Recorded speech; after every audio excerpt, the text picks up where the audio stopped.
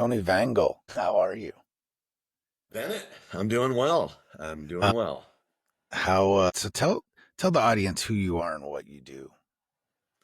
I'm Tony Vengel. I am I'll call it a business development, military weapon system guru. Have worked for several small companies and helped them grow to the point of sale to a larger company.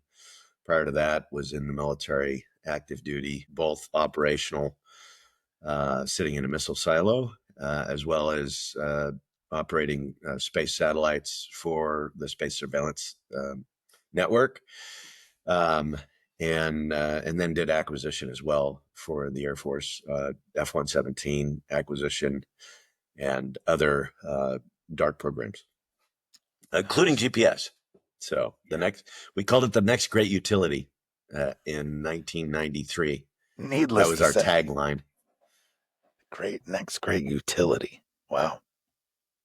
There And were now some you guys there also that work. worked there that with us that started a company. I'm not going to say which one it is, but they asked us to go with them, and a few of us said, "Nah, we're good. We're at 8 years in the Air Force, and we're going to stick it out to 20." Yeah. And Yes. yeah, Which such is does life. have its advantages in the long run too. It's just, maybe not as financially advantageous, right? Yeah, you're a shareholder of Garmin or Trimble or one of those companies. You probably we've been doing a different podcast now. Like, how are you going to spend all your money? Exactly. Yeah. You'd be. Anyway, so that's kind You're of in also right. Currently, I'm with the Midwest MicroElectronics Consortium, awesome. which is affiliate to the CHIPS Act money that was appropriated and is being executed through the Office of Secretary of Defense, DDR&E to NSWC Crane to a consortium called NSTXL, who then issues eight contracts for setting up the consortiums, 7 of which are academic, and then there's us that is solely focused on the warfighter and connecting semiconductor fab, microelectronics to the warfighter requirements, which is essential. Anything that isn't that, in my view, is a waste. Right. Agreed. Absolutely. So you and I were kind of hitting on, well, I mean, we try not to get political, right? But sometimes it's unavoidable, especially with the like dominating conflict, like looming with, and it's conflict is a loose term because conflict is happening all the time, right? Since the beginning of man. Just like warfare is happening in one form or fashion, right? And we've got this huge issue with semiconductors and their fabrication and who's kind of controlling the space, right? And China's been flexing a little bit lately with Taiwan because Taiwan, they are the leader in fabrication of semiconductors. They just are. Yeah, TSMC, biggest. Yeah. Yeah. So, And some of those are made in America, which is kind of cool, but not nearly enough. And they're starting to build plants and stuff. And we're kind of playing catch up a little bit and trying to stay out front. So I guess what I'm trying to say is, from your position, how is that going actually? well, there's 2 buckets of money that was appropriated. There was 52 billion total. Billion went to the DoD through the Office of Secretary of Defense, and then 50 is being administered through through the Commerce Department. And prior to the administration change, there was a big push to get that money out the door because the perception was that they found that it might be in jeopardy with the new administration. Subsequently, the new administration has stipulated that, in one way, shape, or form, it's going to be looked at, and we want to make sure that we're getting bang for the buck, so to speak. Yeah. Your Intels, your IQEs, the companies that are doing your Skywater, that are doing your microchip fabrication here in the U.S., or your semiconductor fab here in the U.S., is fortified to bring back what technology and capability we sent overseas to get to that cheap labor, get to the low cost, so that your iPhone isn't, $3,000. It's, $800 or whatever it is, whatever Verizon is making up in their mind. And with COVID, what was revealed is that we had a supply chain issue. you look at the used car market. My daughter had bought a new used car in 19 before COVID. And 3 years later, 2.5 years later, they were offering 150% for that car she drove for a year and a half. And that was because of the chip shortage. You didn't have most of those microprocessors that were going in the automobiles were manufactured in Taiwan or somewhere not in the U.S. Yeah. And so that curtailed the availability of it, and it illuminated to Congress and made them, for once, bipartisan. It was an amicable agreement where many of the rights and the lefts both agreed to the bill. So that was a uniting factor. And I think with regards to the DoD portion of it, they've been fairly efficient at executing those dollars. And I can go into how that actually happened, how the sausage was made, but they are using what's called another transaction authority, an OTA, which was a law established in 1959. And it was because we were lagging behind in the ability to fire a rocket and deliver something all the way around the world, like an RV, reentry vehicle. It was the beginning of the Cold War, and we wanted to be able to create deterrence, was a term that was invented then relative to nukes. And so we created the ruse that it was a race to the moon. We got to get to the moon before the Russians. Well, they had Sputnik. So they created this law that basically threw the money over the fence so that the entities didn't have to use the Federal Acquisition Regulation, which is, as a former contracting officer and program manager in the Air Force, it's based on the lowest common denominator performer. It creates rules and laws that, in many cases are useful, but it's for the poorest performer. It's for the unethical. We're writing it for the worst possible performers. When in fact, if you use OTAs, you can do business like you and I do business, Bennett. Let's say you have a good idea. I make a part and I'm making that part well. And you go, I'm not going to send this out for 3 bids. Not like I'm going to give you a steep price and pay you a ton of money, but I'm going to give you enough that both of us can make money on this thing and create value for our customer. And that's kind of the way businesses really run if you go outside the Federal Acquisition Regulation. Yeah.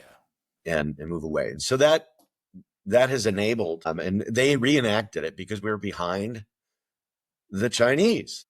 Yeah. Behind in semiconductor fab, but also, weapon system development. There's a study done by MITRE about 12 years ago that basically said their investment they're 10 timesing our investment in weapon systems.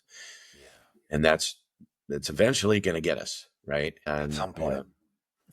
So long answer to a short question, but I can go on because in the infrared world where I came from, building infrared semiconductors for the infrared community that can see lasers, that can see at night, can see thermal, allow our soldiers to operate at night or when other people cannot effectively.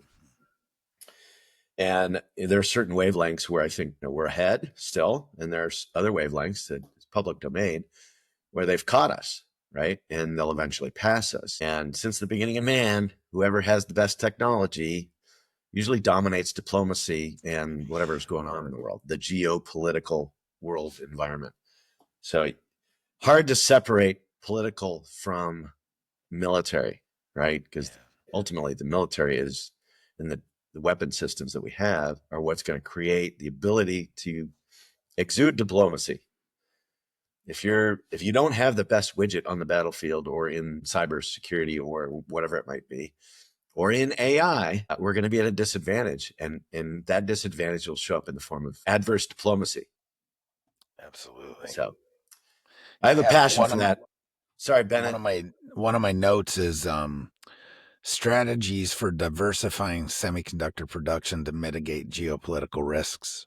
That's exactly what you're talking about. So yeah. And, granted, we're going to have, we're trying to shut down the influx of semiconductor through tariffs or whatever we might do there.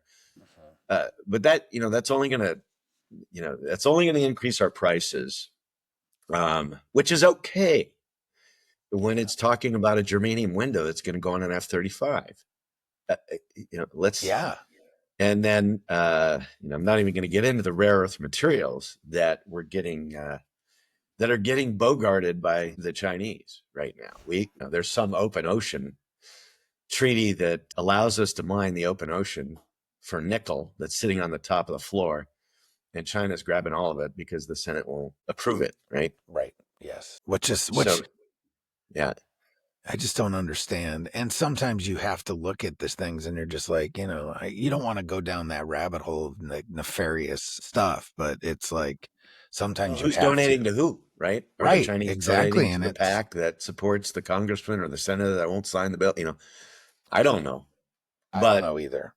if I were the Chinese, that's what I'd do. I would take advantage of every opportunity to try and manipulate this situation for their behalf.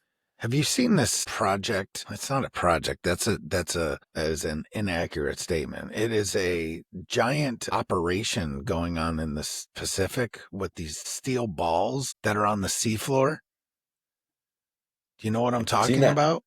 No, I Oh my haven't. gosh. I I They're wish I steel had balls actually. that have been manufactured, or it Well, had to no, be. no. So they are these things and they're in the Pacific Ocean, in this giant bed. And I want to say there's something like 4,000 feet below the surface. And they're called polymetallic nodules. And these are common Yeah, on deep manganese. soil. Yeah, yeah. So they've got all kind of, so they're in areas like the Clarion Clipperton fracture zone and the central Indian Ocean basin. They're formed by slow accumulation of metal ions. So they got manganese, iron, cobalt, and nickel, around the Which is what we nucleus of the need. rock. Right. And so there's these mining interests, and there's one company that's kind of like put everything in on it to get, but because it's in international waters, the UN is kind of handling things, and you know how that kind of and they're really putting like equity into it, where it's I don't know, it's too complex to go into really on this podcast, but it's just a kind of a political nightmare to an extent. Yeah, you've got the United Nations Convention on the Law of the Sea. Yes, that's it. And Yep. they've got to, like, big countries basically have to involve little countries so everyone gets their fair share, right? So, Yeah. Well, I've read articles about, how maybe I should quit saying China, but they're manipulating the system in overfishing an African nation, and then selling that fish back to them with money that they don't have, so that they have debt, and then they trade that debt for the minerals that they have on their inside their ground on that property. So yeah, they're exploiting. Not to say the absolutely. U.S. hasn't done that in the past, No, and of course. sure we have, So right? But yeah, our doctrine doesn't say world domination by 2027, for including taking over Taiwan in 27. So right, right. that's open domain stuff, right? Yeah. You know, at some point in time, we can't turn the other cheek forever, because we'll eventually have to turn the other cheek because we can't fight, right? Yes. So maybe in our lifetime, right? I mean, And we I really don't want are and I hate to just keep beating on China with it, but I mean, we are in an artificial intelligence arms race with these folks. It's not just China, but it's mostly China. I well, mean, China, India's thrown Russia. themselves in there, and so has Russia to an extent, but I think Russia they get more credit than they're due, if it's how I feel. You know, they're not the Yeah. Russia of, you know, 30 years ago. It's just not. Yeah, that we'll see what happens. My mom, in God rest her soul, she back in '92, I was just getting out of the missile silo, and I sat with her, and the wall came down, and she goes, "This is a great opportunity for us to build an alliance with Russia, and we should try and do that." Um, and I was like, it was so shocking to hear, because I just got out of a missile silo in the middle of Missouri Yeah, with our like, Minuteman twos with RVs on top that were aimed at, probably Russia, right? So among other places, but mostly Russia. And so that was blasphemy to hear 92. But now I'm like, it was somewhat prophetic, you know. So Russia's going to leverage their situation with China. Sure. They're going to leverage it with North Korea and all the communist nations. And you know, it's the proof. The proof is out there. I think communism is you know, it's a form of control of the people, right? And that's religion, politics. It's all about trying to control the masses, to control the people. Yeah. The U.S. we like to say, okay, we'll give you all the things that allow you to do and live your life. We'll provide the security for it so that you can live a free life and make choices and create your own thing, right? And that's where I hang my hat. When we develop weapon systems, that's what I want us to advocate for, right? Yeah. Let's advocate for goodness. But because I'm kind and generous and empathetic, doesn't mean I'm not going to kick your butt if I have to, right? Yes. So that's the America I want, right? Agreed. Yeah, and I just feel like we're so trying to manage this situation with I mean, especially with the tariffs and stuff that have gone into effect, you know, restrictions on advanced chips headed to China. I mean, because it goes both ways, right? And we've done that with NVIDIA's chips, right? So it's like, but what we're doing then is we're forcing, it's that management part. It's hard. It's, you know, that balancing act, and I wouldn't say inadvertently, but what you're doing is forcing them to bolster their own domestic development of AI and Yeah. potentially You look at our undermining U.S. consuming. Yeah. Our consuming basically funded China's growth, Yep. especially when Absolutely. we sent over that. So great, we want people to be prosperous, but if their end game is to dominate and dictate to us what we can and cannot do. Like sometimes we have to understand what sometimes we have to actually listen to what they're saying. And if they're telling us this is what they're doing, why wouldn't you believe them? Right. Yep. Yeah. And, you know, everybody praised Nixon in, was it 72, 73 and pulling China along and getting them involved and opening the door. And I think communicating with every country is a good thing. Absolutely. And, you know, even though we threw tariffs at China, it brought them to the negotiating table. So we were able to, you know, I don't know what's being worked, but doing nothing and just, you know, letting them have it is letting them do what they want to do all the time. I think those days are over. I think we have to, it's an unfair business practice to give us a, you know, 100% tariff and then we don't tariff them at all.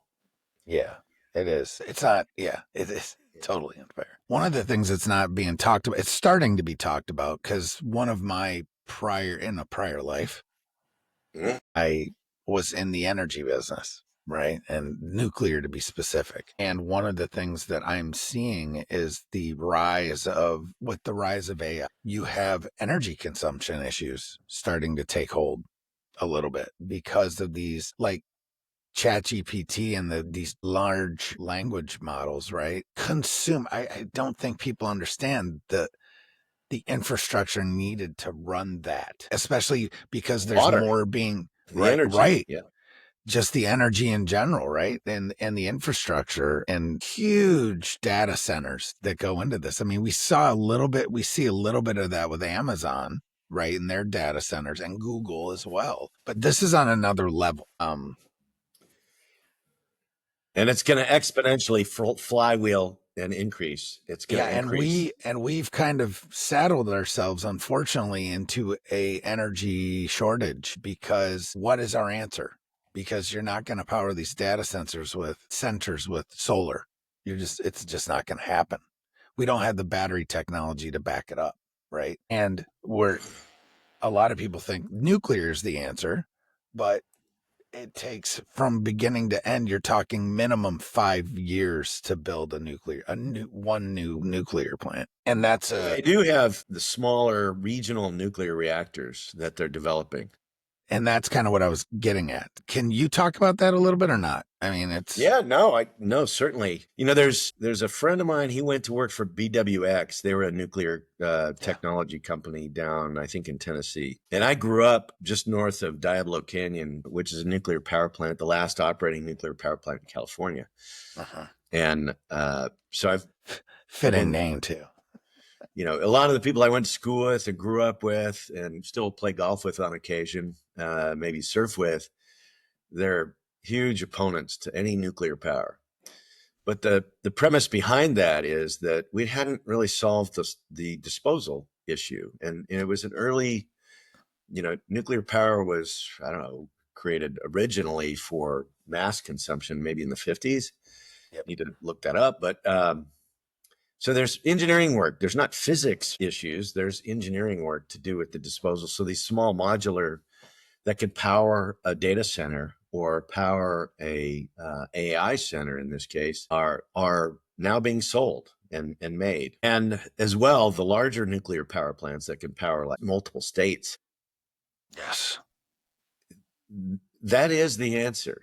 Right? Nuclear power is the answer. It's creating energy from the most efficient way possible with the things that we've been given, right? Yeah. And now how do we engineer it so that it doesn't pollute the land, the ocean?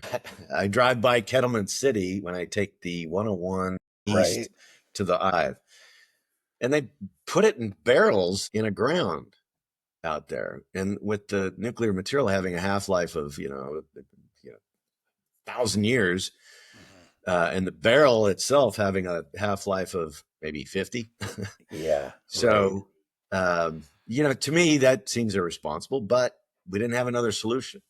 Yeah. Now we do. We do. So, we have politics a few, in actually. California are such that people don't forget, right? They think that that's bad. And he had, Newsom had to leave the nuclear power plant running because he didn't have an alternate power source, on top of the fact that he mandated that, 100% of the cars had to be electric by 2030. Right. That's where geopolitical, there's no concentric circle. There's no overlap of those two circles. You can't use combustion engines, and we're getting rid of nuclear power up. That doesn't make sense to me. Yeah, it can't. We just can't. Yeah. So the regional nuclear, I think, those companies, if I were an investor, I'd probably find a couple good ones and invest in those. Yeah. Those companies. Hydrogen is the most abundant material on the planet, in the universe, really. There's companies out there that are developing power, using that as a power source to dissect the hydrogen from the H2O, right?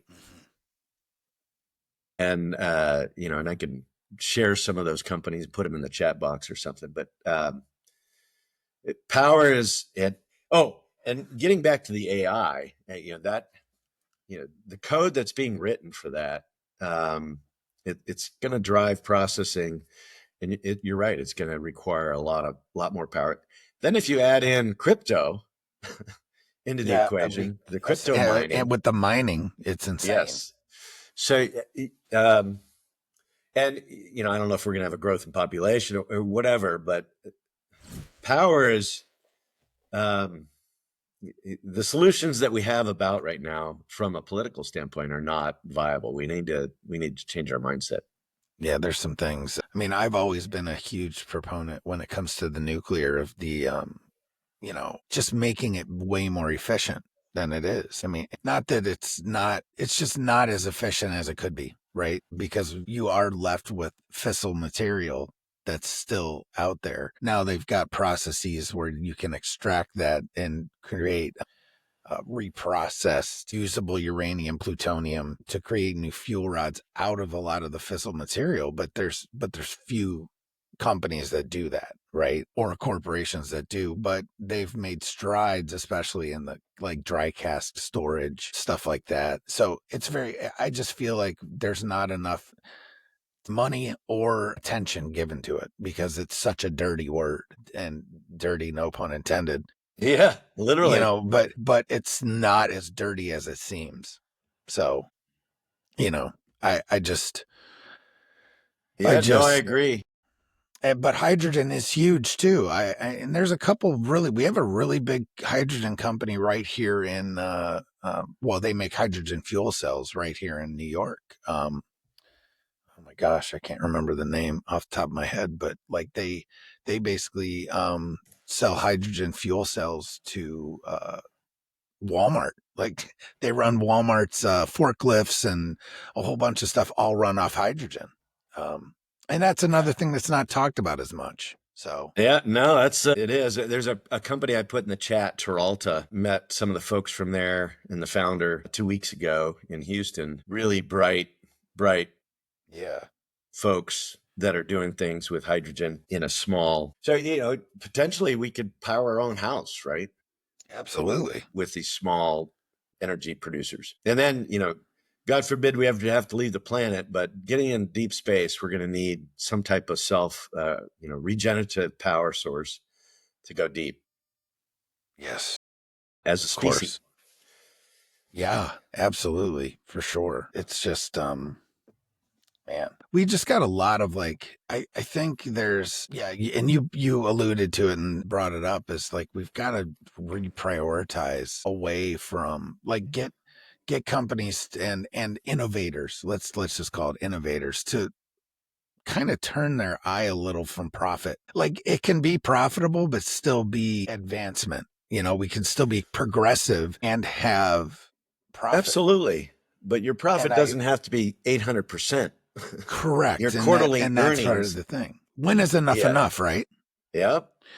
And this is a national project. The semiconductor, the power, the development of weapon system, it's a national project. And that term is used in the moon landing. And then Alex Karp is using it in his book, Technological Republic. And he's making it centric on AI, right? The previous generations developed hardware or software to accommodate hardware, right? From now going forward, this century, it's a software century, and the hardware is developed to accommodate the software now, right? And AI is a big part of that. Huge. I look at just from the infrared world, and you've got an optical designer that has to put multiple layers of some form of glass that have transmission that photon will make it through to the detector to be able to see. Folks I'm talking about that do that design, the prescribers, every optics company, you got to get to the prescriber, the one that does the prescription and the number of elements and the bend on the elements and the glass to get the most out of that photon. They say that's going to be augmented by AI and completely done in AI down the road. Which, okay, it's bad because it's taking a person out of that chair doing the design. But now your designs can happen much more quickly and better. You're going to have a human check that design and make sure do the math on it using our tools that we have, which are also AI. AI, right? But it's going to shorten that cycle. Instead of a year and a half or a year to develop a lens for a mid-wave camera, now it could be 2 months, right? And if you take the new way of doing weapon system development, you want to test all of your subcomponents, components, design a system and have options at each test and determine which component or subcomponent is maximized for that mission. You can do that in AI and do that in your design. And at the end of your development cycle, you're going to have a much better product and you're going to learn a lot more than if you'd have just stuck to the long drawn out process of design. Everybody, talks about SpaceX and their failures of late with the Starship, right? Yeah. But a company like SpaceX doesn't look at those explosions, those failures as failure. At every point, they are learning, and they've got sensors in that system to learn, right? Even if it does fail, they're going to take a lot from it and figure out how to solve the issue, right? It's not, I don't know why it blew up, right? They know exactly why it blew up, right? And so the next iteration of that will have that improvement built in.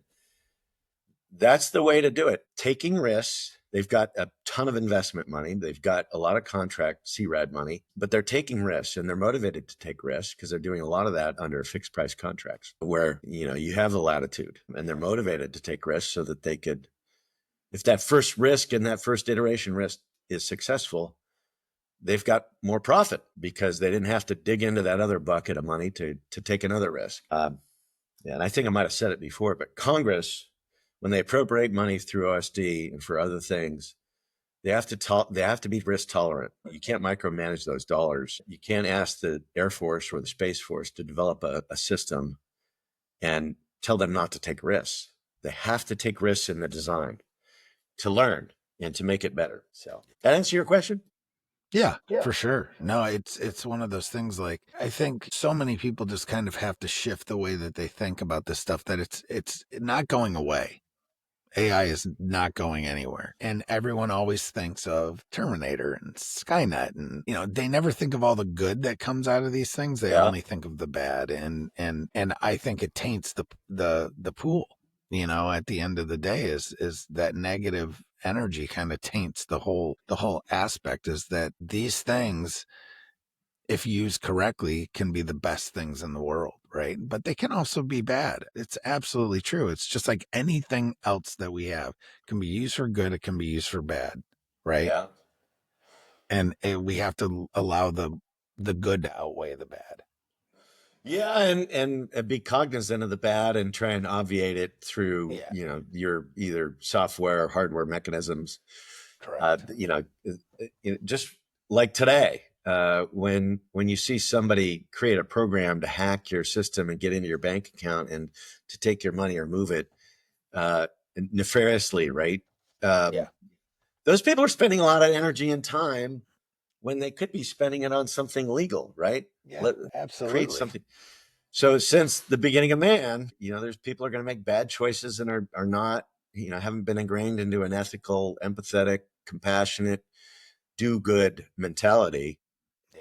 There's people that are going to write that program for the nefarious, and there's going to be people that write it for the good. So we better make sure that the people writing it for the good are the best, right? Absolutely. So that's why. And you know what? Maybe that has to recruit some of those bad folks and making it worth their while to do good work. I'm sure of it. I've read and heard about stories where hackers that were convicted reduced their sentence by helping the FBI or the NSA or somebody come up like with a way. Frank Abagnale. This is a good example. The guy, it's the Catch Me If You Can, that whole idea, right? But updated, not just check writing. Now it's way beyond that, but the same type of idea, right? Yeah. So. Well, I recently reread Isaac Asimov's I, Robot, which great. is It's fantastic. It has total relevance to today. I was like, wow, absolutely. This is prophetic. He was predicting 9/11, early 2000s or the late 90s that this would be in reality. But so what? He was 20, 30 years late. But the humanoid, they're developing humanoids, and those are going to be run by AI. Absolutely. And in that book, they talked about rules, right? And you write rules into that software that no humanoid or robot is going to jeopardize human life, no matter what. Yep. And then in the book, they had I think it was the military folks that, let's take one of these and, because it's not going to hurt a human before it hurts itself. That was one of the rules. And they changed that one rule in one of the robots, and they couldn't figure out which robot had it. Yeah. But, right. And so then, and eventually, the AI is going to be able to write itself, right? Yep. At some point. It's smart enough. It already is in some cases. It's going to write itself. Are they going to write us out? Yeah. I mean, it's a real thing. They're going to look at us like oil, right? We need them, but Hence only the to Matrix. Yeah. There's some reality to it. I don't get scared of it. I get curious.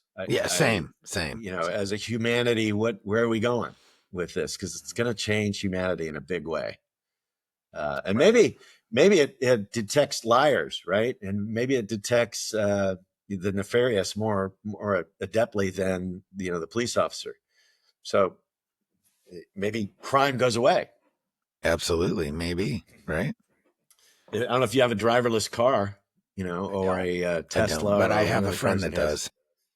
does. Um, I've seen a lot of people in California that are really awful drivers. Some people call me an awful driver, but if you're in Djibouti, I'm not an awful driver. You need me. If I'm in LA, maybe you don't need me. But I think the roads will be safer if every road was lined well and you had auto driving. I think the Yeah. roads would be safer. There'd be less deaths. I mean, I'm not gonna lie. Again, another prior life, I worked for the Yeah. VA, and I worked with homeless veterans, and so one of the things I always did as a veteran helping veterans is tried to lead by example, right? Meaning Always. I always talked to them about taking public transportation. So I took public transportation to work every day while I was working at the VA from Liverpool to Syracuse. I would ride the bus every day to work and every day home, at least for months and months, right? Just to prove that point. Plus, Right. I'll be honest, it was so much cheaper. It freed me up to do so much work while I was actually riding. It's like I have Yeah. friends that we talked about Boston earlier, and they ride the train into Boston every day, and it was just amazing, right? So it's one of those things too. Like I look at these systems as let's make public transportation way more, use these things to make it more attractive, number one, and more Affordable. efficient, right? Yeah. Because a lot of the people always say, "Oh, well, it's not efficient because it takes me 45 minutes to get to work, like in a town that I live in, right?" Right. I mean, but how long does it take you to drive it? And Yeah. are you able to do anything and whatnot? You know what I'm saying? Right. So Right. Yeah. I No. look at those things as force multipliers instead of detractors, and I think it's just a mind shift change, right? Yeah. We're an oil driven society, right? We are, yeah. And so, you had the automobile industry. Having grown up partly in Manhattan Beach in LA, you look at Los Angeles and they had a trolley system, they had public transit, but there was no city planning. And it was all, I'm sure that there was deals made with the oil companies and the tire companies to say, hey, we're not going to do mass transit in LA. We want them to drive everywhere. Right. And yeah, Oh, and that's they my do. conspiracy theory They do. side coming out. Yeah. But, if I were in an oil company, I'm trying to make money, and, I could see why they did that, right? Yeah, of Now, is it course. moral and ethical? In Maybe not. retrospect, no, but I, I don't have the mindset from 1930, right? Yeah. Um, any case, yeah, the ethos in every corporation. Yeah, ideally, we have people that are well-meaning, that want to do the right thing for the greater good of things. If you're in a company, you want it for the greater good of the company. Hopefully, the ethos of the company is, on target, right? Yeah. Yeah, And that's a slippery slope too, but I won't yeah, it go into is. that Yeah, because of laws and the yeah, yeah. way things are run. But I think where I want to kind of end off is talking about, and because of your Air Force background also, talking about drones and what just happened in Ukraine and Russia with Operation Spiderweb, which was the June 1st, frankly, groundbreaking drone offensive that targeted multiple Russian air bases deep in Russian territory with, these low cost first person view drones, right?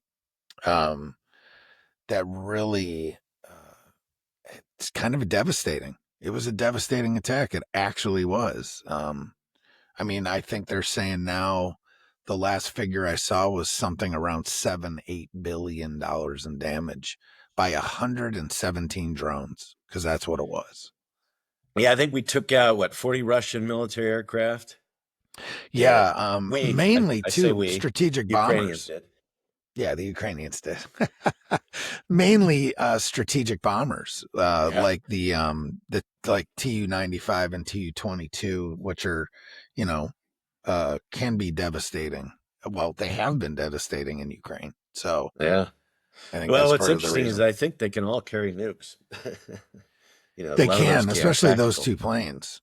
So Yeah. yeah, And Yeah, so drones, the future of the battle space, a ground air space, is going to be unmanned. That's just now there might be specific cases where you're going to have a manned flight in 50 or 100 years, but in 100 years, I hope we don't have a man in the cockpit, right? Or a person in No. the cockpit, a woman in the cockpit. Yeah.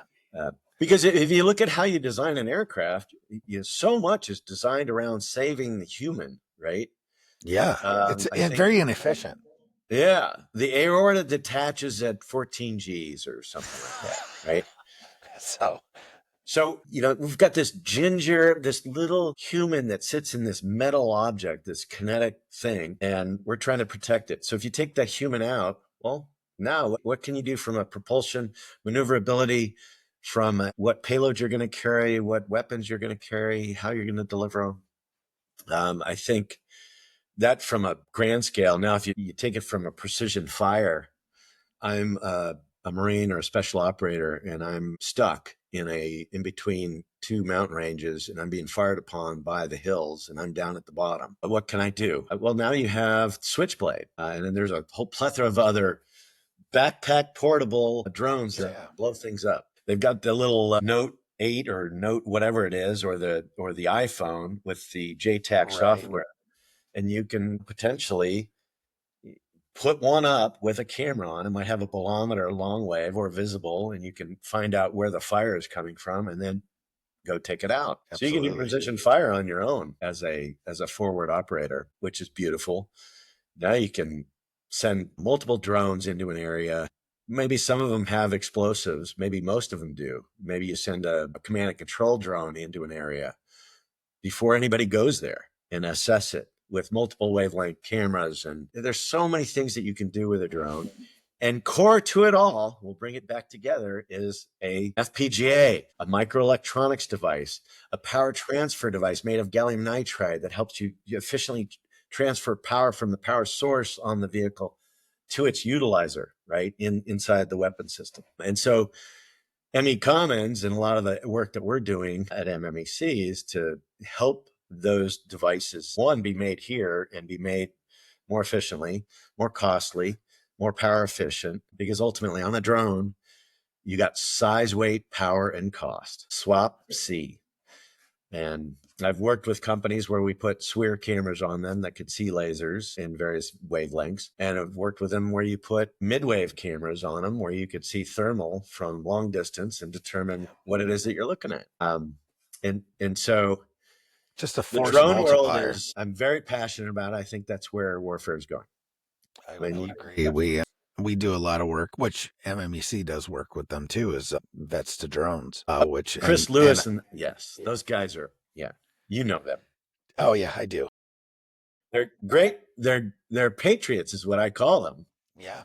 Good people with the right ethos that I've talked about. Yep. That are just get it done kind of people. They figure it out, right? It's the American way, the motivated American way, where we, decide what the problem is, figure out, engineer a solution for that problem, and go test it and go do it. Right. And who That's how better we get to back. do that than vets, right? I mean, not every vet, but a lot of vets, they're mission oriented, and you get them stuck on the right thing, going in the right direction, and they'll get it done.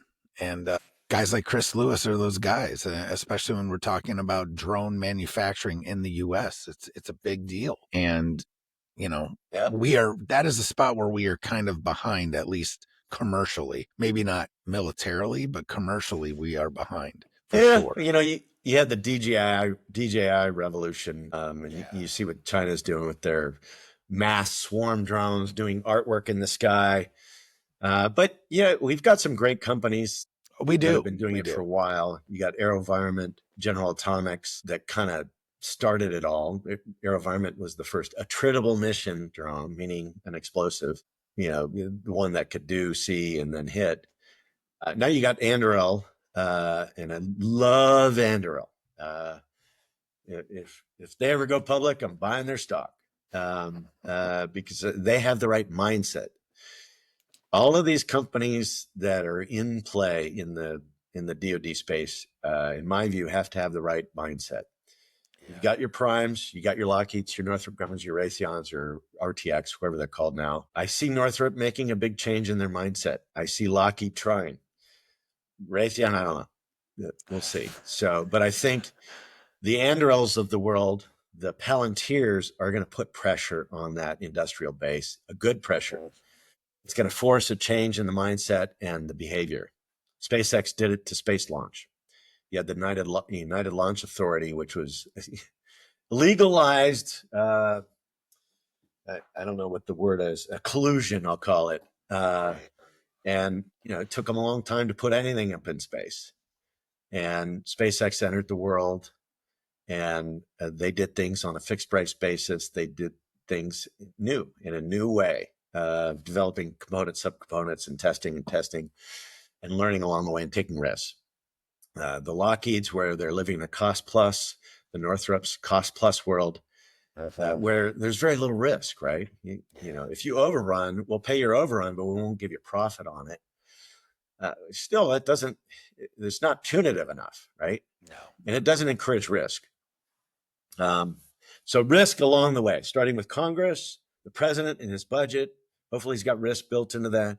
Congress appropriates it, and the government executes on it, hopefully through an OTA, which instigates risk and propagates risk, tolerance. And then you've got performers in the primes, and then you've got folks like the MMEC. That is a consortium, but in my experience on consortiums, they've been my customer before. Yeah. Mostly hands off, didn't provide any engineering expertise or understanding. They just were a pass through the money in the contract and the paper. Right. $25 million contract. It was a 10-page contract. Unheard of if you're going to use FAR-based contract. Yeah. But, if you perform, it kicks butt. It is fantastic. And on the teams I was with, we performed. And that's one of the benefits of the consortium, MMEC, is that the government, lets everybody bid everything, and then they guard against the protest and the worst performers.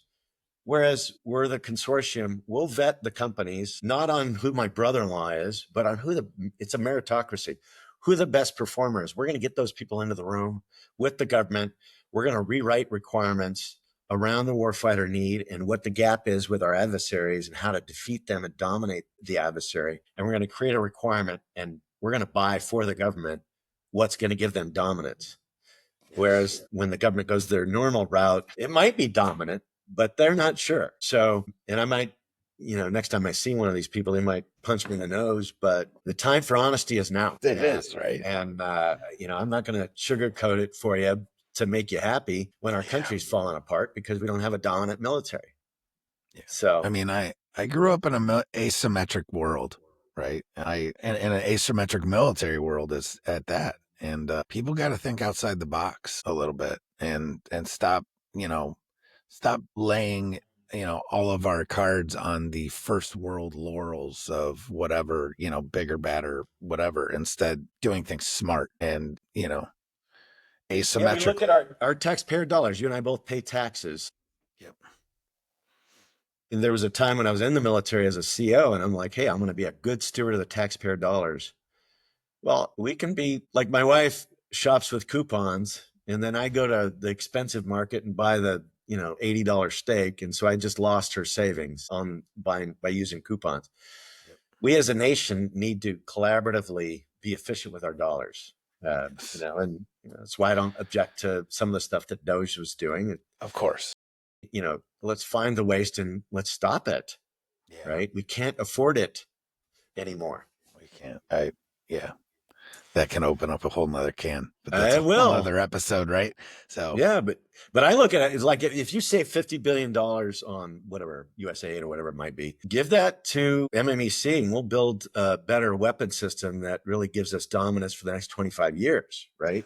That's how I look always at it. Has a trickle down effect. That's one of the things that people need to understand, is that all the things that are nearest and dearest to their heart, like these, and the internet that's even allowing us to do this, was developed by the military. It wasn't it was developed for the military. So military, whether you believe in it or not, and look at it as a force of good or a force of bad, it demands innovation. So innovation trickles down then to the civilian world and makes everyone's life better in the end. Absolutely. Usually. And Absolutely. without that, it just doesn't incentivize people to think these things up. It just doesn't. Anyway. Yeah, you look at referring back to the Technological Republic by Alex Karp. You looked at the Silicon Valley, and having been with several small companies that were looking for money from the investment community, and we went to the Silicon Valley, and they laughed at us because we were military, and then you had the Microsofts and the Googles that objected to, their employees objected to using their company to develop military stuff. They objected to it. In some cases, the companies acquiesced and turned down the contract. In other cases, they took it. But as a small company going to those people for investment, they were like, no way. You're like, right. When in fact, the whole basis of their existence was started by the military and DARPA. GPS was started by DARPA. The internet was started by DARPA. You look at Microsoft and you go, okay, so you don't want to help with military innovation, but yet you'll take the money for every single operating system within the military be run with your software. So that's exactly right. What are we doing here? I think the mindset is changing, though. I think we put DIU in Silicon Valley, and that was a good idea. Yeah. And so, and that integrated them they were living with them. So they had to see what this was all about. And that's not all conspiracy theories. It's not all conspiracy theories and shadowy organizations running DARPA and things like that, folks. It's, they do a lot of good work. So. Yeah, I like what DARPA does. I like that DARPA brings people from industry on basically a sabbatical from whatever expertise or company they're working on. They bring them in and they have projects. They have to prove their way in and then run projects. We'll see. I'm hopeful that DARPA is funded adequately. The S&T budget needs to be funded, increased the funding, because that's the next generation of weapon systems that'll give us dominance. And I keep using the word dominance because if we have parity, it invites conflict. Parity or less invites conflict. Yep, it's like, I might win, right? Whereas dominance is like, there's no way, right? There's no way I can win. So that's the nuclear deterrence. Yeah.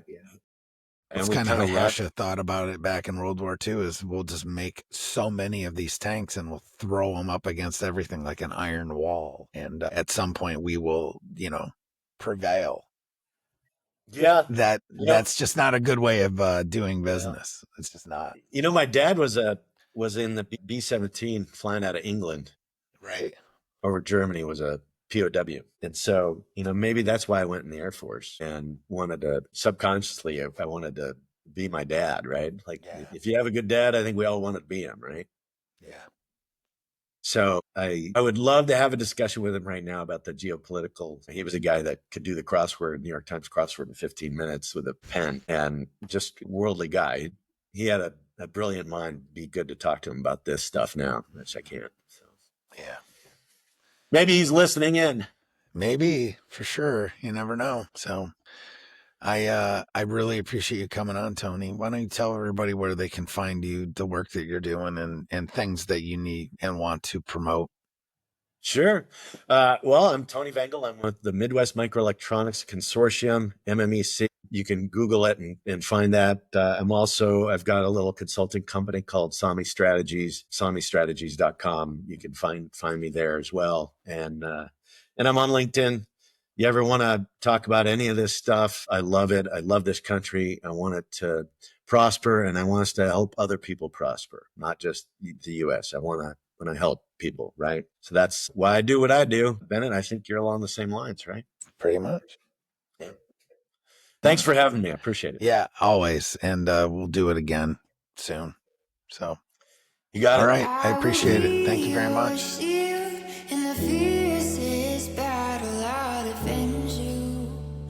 From all these arrows and the sword I will keep you from danger. Let me be your shield. Yeah. Yeah.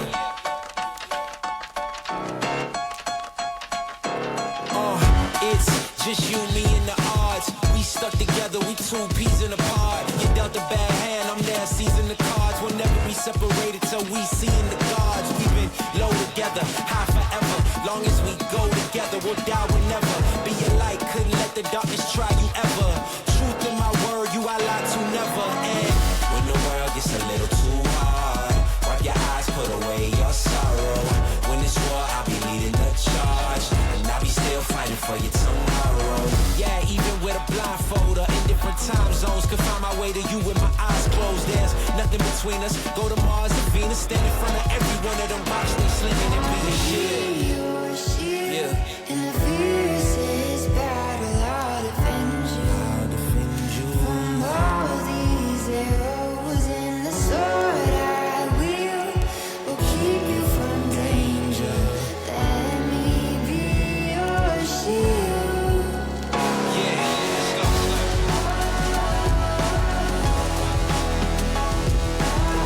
Let me be your shield, let me be your shield. Let me be your shield, let me be your shield.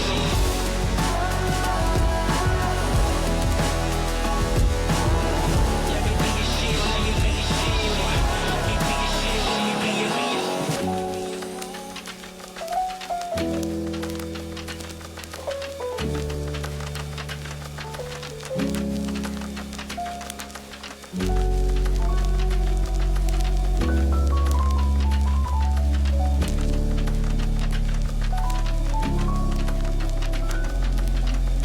You may be facing tribulation, but don't let it get you down. What I'm saying may take patience, but you're gonna make it out. I scorched my own 2 feet to pull you to safety. When the fires are burning